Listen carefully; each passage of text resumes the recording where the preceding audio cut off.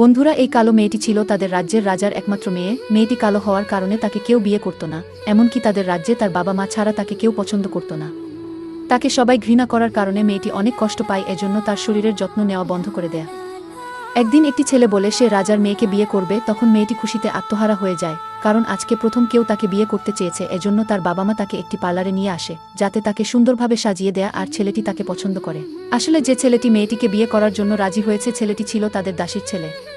ছেলেটি মাঝে মাঝে তার মায়ের সাথে রাজমহলে আসতো, আর মেয়েটিকে অনেক ভালো লেগেছিল, কিন্তু কখনো বলতে পারেনি। এখন যেহেতু মেয়েটিকে কেউ পছন্দ করতেছে না, এজন্য ছেলেটির বলে দেয়া সবশেষে যা হলো তা দেখলে আপনিও অবাক হবেন। তার আগে বন্ধুরা, তোমরা যদি এই পৃথিবীতে সবথেকে বেশি তোমাদের মা বাবাকে ভালোবেসে থাকো, তাহলে অবশ্যই আমার মতো এই চ্যানেলটি সাবস্ক্রাইব করে ভিডিওটিতে লাইক দিয়ে কমেন্টে বলবে বাবা মাকে অনেক ভালোবাসি।